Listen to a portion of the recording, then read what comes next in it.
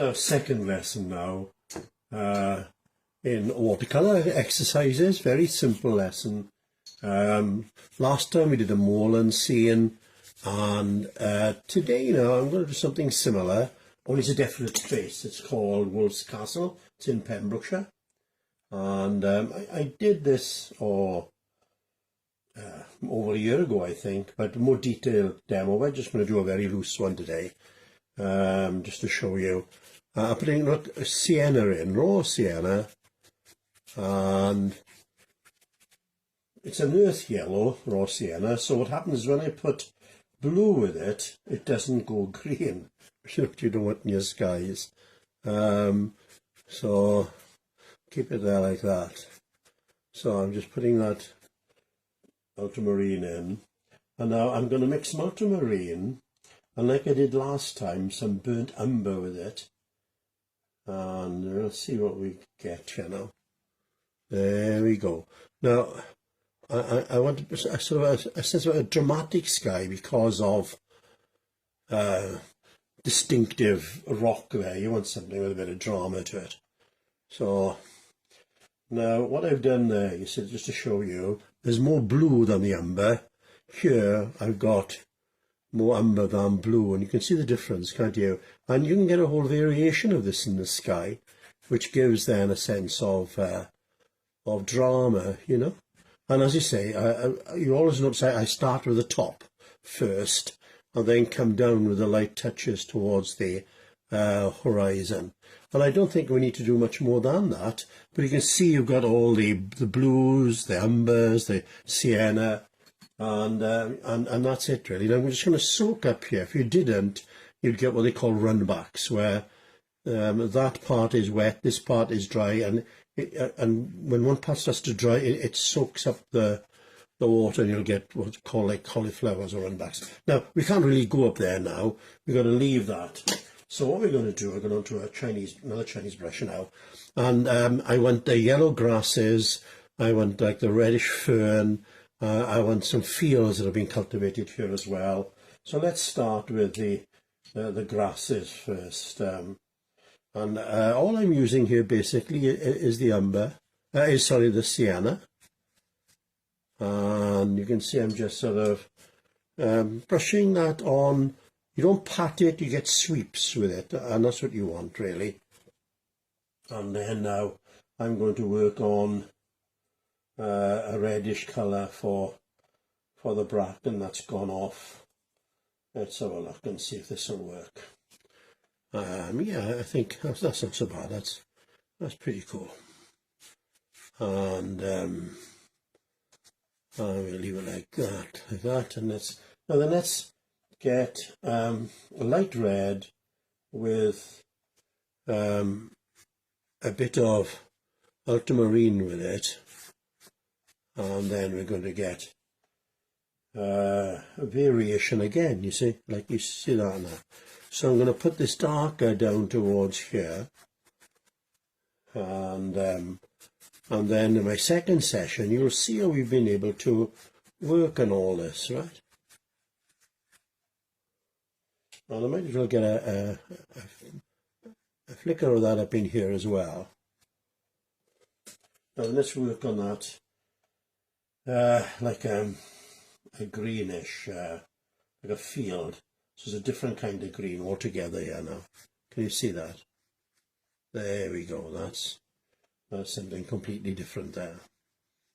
And then we can always put some suggestion of hedges around it and what have you. And but I don't think we need to do much more than that. I'm just going to get this in now.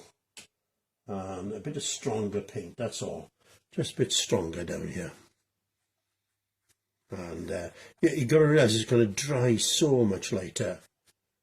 And but look at all this is blending in because it's still wet, you see.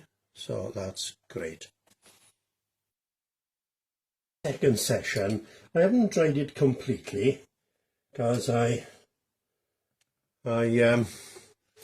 want it fairly soft still. Now I'm working here on like blue with a little bit of light red, not much, And I'm leaving, if you leave areas like that, it's like the light is catching the rock. Now there's a distinctive piece that comes up there,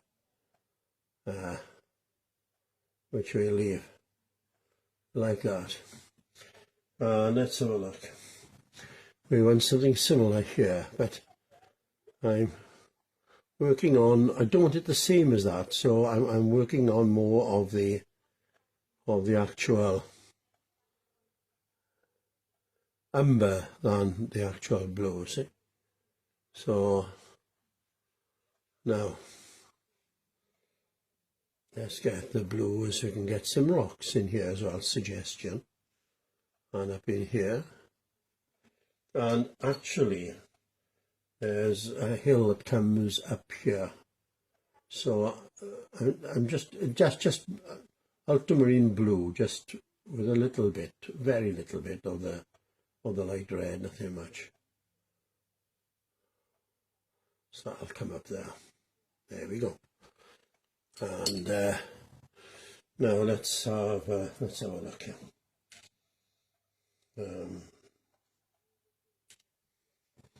Let's get some. Like they're going to be basically like hedgerows, really. So now the thing is, you want to keep the bottom fairly straight, top rugged, and then you'll have a bit of hit and miss here and now.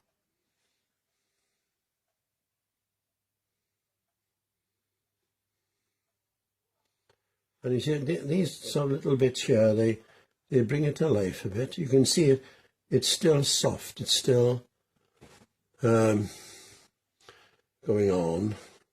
And what I might do, I'm going to give the suggestion here of like trees down in here. So I'm leaving what's underneath to sort of come through, if you can see that. You just want the underneath coat to come through a bit, so and that's it basically. And we just need a bit of nonsense really up here. That's all it is. Only a bit of. All right. Now then, I'm going to go to the rigger, and this time now I'm going to go for neat paint. So there's not much water in here at all, and let's just see how we get on. So we want to come to there.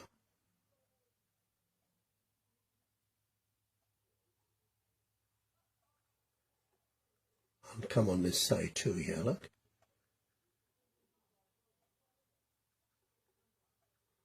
Now can you see what's happening there now? You're getting a little bit of definition in here now.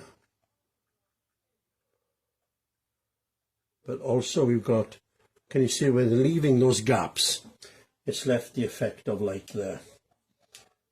So again, it's not, you want it fairly neat as with the paint. You want, it's going to spread, which is great, which is what you want. The light is coming from here, you see, so you've got to, let's get this in here. This is the fun part of watercolour, see, what you're doing, you're using the water. There's two of you working together, yourself and the water. But you want to let the water do most of the work, basically. You want to... so we're getting neat paint. So it's great, really. You're just building on in layers, see, light to dark. That's the thing with watercolour. With oil, you work dark or acrylic, and then you go light on top of that. But we are just going light to dark. But can you see the effect of that now? And if I come in more again, given that time to go off, and I only want to do little bits of this, not much at all, just a little bit, that's all you want there. Can you see the effect of that now? Similarly here. Similarly here, not much at all. And then in terms of these bushes and foliage down here, I'm just going on it a third time, and I'm putting my rigger on its heel. I'm just dragging it basically, but look how loose that is and lovely that is. Now let me show you about a drag technique now. I'm going to mix some light red with ultramarine blue, and I want it fairly dry really. And because there's a roughness in the paper, you'll have this, can you see that? You'll have this, it's what they call dragging the brush. You've got a sense of texture here. And basically, that's all you want. Now, whether I've got time for this, I don't know. I don't keep an eye on the time. I just gauge it quite roughly. And let's hope it is manageable time. But I've got gouache now, white gouache. And I'm just going to touch, only a little bit here and there, nothing much at all, just to give the effect of the light catching up there. See that? And what I could do, come on, a bit of fun. Let's put this in. But it's not going to register, it's not dark enough as a background, is it? But you know what I mean. If it was darker, that would stand out. And some little light touches on here. But I think if you get a mount on that now, you'll see how simple and easy that was.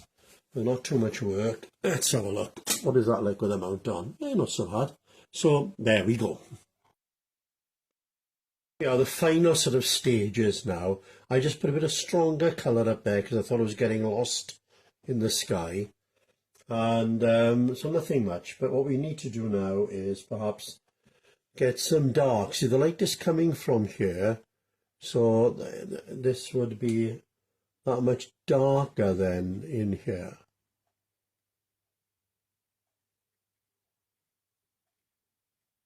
So let's take that up there and make it a little bit more interesting. See, all of this would change if you were to move left or right, wherever you were standing for this view. And you've always got to remember that interesting shapes you're looking for. Now again, I don't want to do too much of this or we'll lose the effect, but you can see now that is better. And I want to get similarly the dark in here. I had to let the paint go off or dry a little bit. It was a bit too wet. So, and you could have said to me, you'll never paint in watercolour, you haven't got the patience.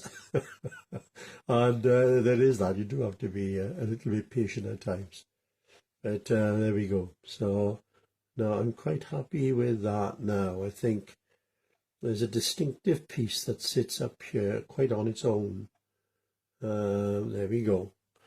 And yeah, I don't think we need much more than that, just a suggestion of some stone outcrop along here as well. But that's about it, I think. Now to give it a little bit of interest, what you could do, I've got my pen, and you could do this, look, see, bit of interest, let's have a look. You could.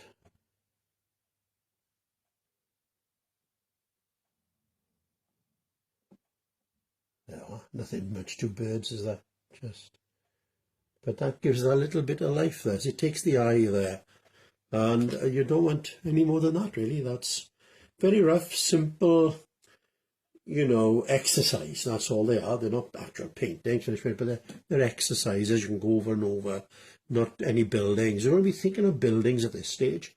Just applying paint.